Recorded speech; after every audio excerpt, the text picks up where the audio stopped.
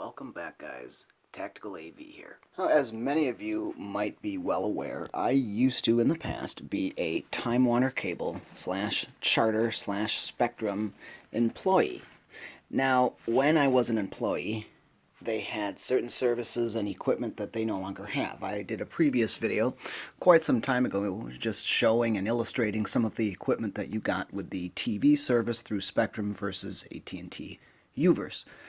And now it's internet's time. So in the past, obviously, to those of you that are watching my channel on a regular basis, my wife and I have moved into our new home, and well, it was time to set up internet service as well as TV if we decided to so choose. So just to simply break some things down for you, we have had Spectrum Internet for the past, I would say, 3 years with just about no problem or issues other than every once in a while cutting out and having to reset the modem / router.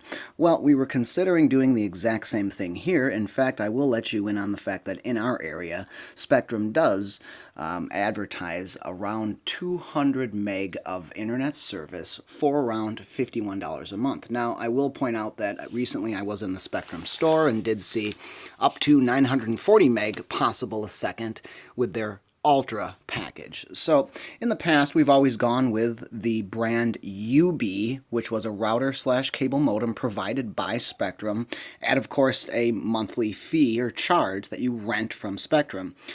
Upon getting service activated in this new home, we were going to go with the UB router as we had and took our UB router over from the last house and connected it here. Well, Wi-Fi wasn't working the best, so we decided to change up our equipment. Now, same plan, $51 a month, 200 meg a second. That's, of course, wired, they guaranteed, but well, we've got some new equipment. So upon activating service again at this house, I was given the choice of the all-in-one modem router, which would be the UB, or the separate. So these are the separates. I doubt that's anything new that people haven't seen. However, I just wanted to share with you what it is and if you'd get any benefit by choosing the separate modem router. Let's get started. Okay, so when anyone gets internet service from Spectrum, just about the same thing is going to be supplied. You're going to get some wires with a splitter, some coax cable here, possibly an HDMI cable if you're doing TV. You're going to get a Cat 5e, most likely, an Ethernet cable, so on and so forth, and obviously your equipment. Now, this was all brand new equipment. It was actually in the packaging. I just went ahead and undid the packaging and got our power supplies out and whatnot, but I will go ahead and set this stuff up for you guys and let you know if, well, I think there's any difference going with the separate. I was promised a little bit more extended range with this equipment, but pretty much this is the gist of what you're going to get with Spectrum if you decide to go with their internet and use the separate modem router. So this is pretty self-explanatory. I will run through this briefly with you guys just to get an idea of how to connect all this stuff, but it's pretty simple, and well, if you're having problems, you're going to want to contact customer service. I will quickly throw out there that I have heard it suggested that you place your router or cable modem in the basement for the best possible range in a home. Well, I'm going to disregard that and kind of just put it up in our normal spot so that the range extends in all areas downward and upward. So we will be installing this cable modem and router upstairs, not in this room.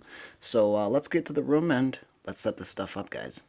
Okay guys, so right off the bat, I'm going to choose just our main family room setup, the area which we probably spend the most time in, and well, the area which has the TV that's watched the most. So upon looking there, this is pretty simple. I'm just going to go ahead and get this stuff plugged in. I've already taken the packaging off it and whatnot. It's not too difficult to be able to tell which AC power supply or adapter goes to which product. It won't fit in the wrong one, so you can't screw that up. But let's go ahead and plug these guys in and set up our Wi-Fi. Alright, so first things first, you will have to have a home that you've just moved into or haven't had service through Spectrum before set up and installed properly. So for those of you that are interested in that, please check back to an earlier video I've made about the actual issues that we've had with setting up service to this home and, well, getting a decent Wi-Fi internet connection here. In fact, that actually dealt with replacing the entire coax line from the house to the pole so that we could get a proper internet connection and, well, Wi-Fi speeds. Also keep in mind that this is no way, in a sense, permanent. This equipment won't be staying here and none of this stuff will be permanently here. It obviously looks aesthetically very unpleasing and, well, It's a rat's nest of wiring. But to get started, I'm just going to simply choose the power supplies. I'm going to plug them in. We're going to get power to our equipment, and well, we'll start setting it up. But just in case I'm not sure which AC power adapters go to which product, I'm just going to make sure that we've got 12 volt DC at 2.5 amps on our router. We're just going to simply look at the power supply, see what it's compatible with, and well, make sure it's putting out exactly 2.5 amps. And now that we know that this AC power supply goes to this, and well, this one goes to the modem, we'll go ahead and get these plugged in. And I did notice a little battery outlet here, which is kind of convenient in case you lose power and, well, you need your internet going. That should be possible. Didn't want to completely undo the cords as well. It's just going to be more cabling behind the TV anyway. So after plugging things in, you're going to want to make sure you do have live coax. Now, if you have cable and or internet in the same room, you're going to want to determine which coax is actually feeding your internet, and, well, which coax is going to be feeding your cable TV. But nonetheless, we'll go ahead and designate a live, decent, brand new coax cable to our modem. Go ahead and get that plugged in here so that we've got connection and service going into the modem, and our internet will work properly from there. Okay. But even as a previous employee myself, I don't want to speculate as to exactly how the service is fed to people's homes, because I have heard conflicting stories in the past about, well, Time Warner using AT&T's infrastructure, AT&T using Time Warner's infrastructure and or Spectrum's, and then being fiber fed with nodes leading out to coax and feeding about 2,000 homes from there on.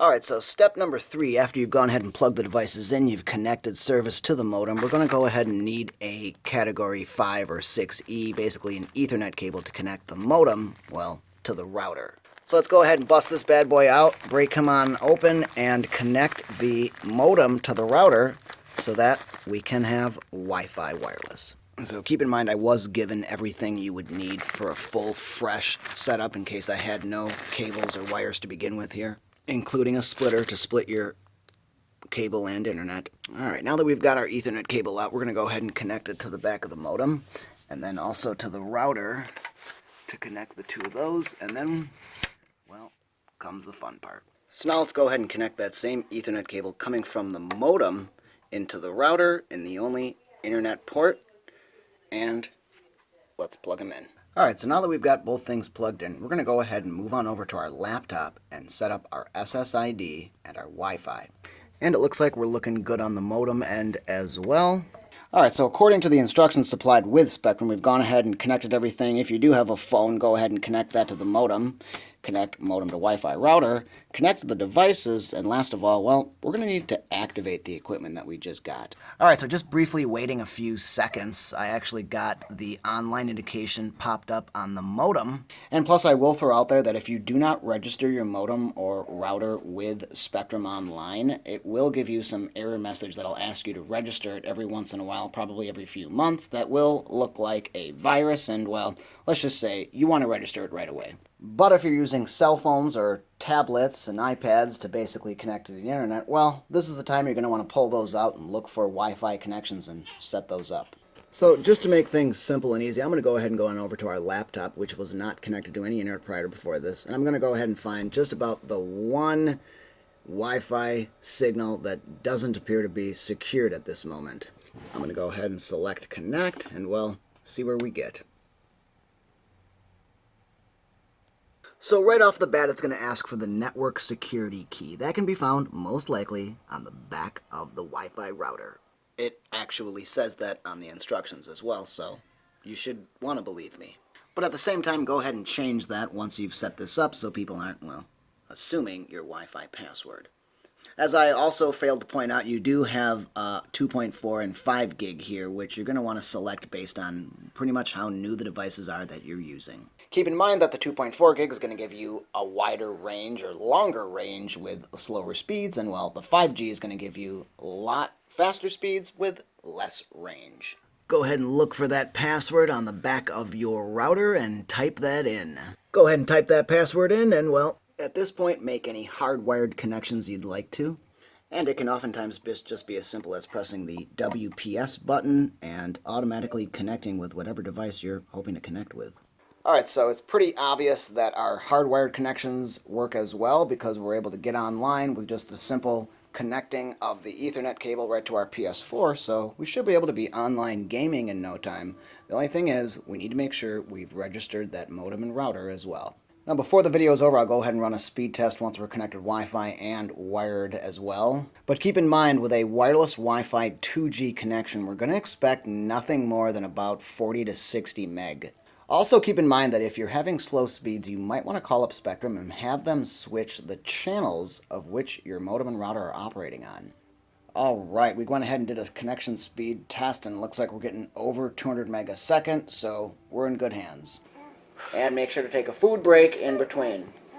So the reason that this was pretty seamless and easy for myself is we previously had service. Keep in mind it was in another person's name while we moved in here, but after having the initial installation, we decided to cancel things and, well, change the name it was under. So this was pretty much plug and play. Now for you, it might not be as simple. You're going to need some installation process from Spectrum themselves, most likely. However, for me, it was, well, plug it in, turn it on, and you've got the internet. But if you guys still have further questions, I'd love to be able to help you out if I can. Please place them in the comment section. And in the future, I'll also have a simple review, so to speak, as to if this was a better choice than going with the UB all-in-one, or if it was better to actually switch and get a separate modem and router. Also, down the road, I will be purchasing either a Nighthawk 3000 router, tri-band router, just simply for the fact that I won't have to pay the monthly installment or fee for borrowing Spectrum's devices. Well, that's going to do it, folks. I'll be having a ton of videos coming up. I hope you enjoyed this, and, well, don't forget to subscribe. Thanks for watching, guys, and take care.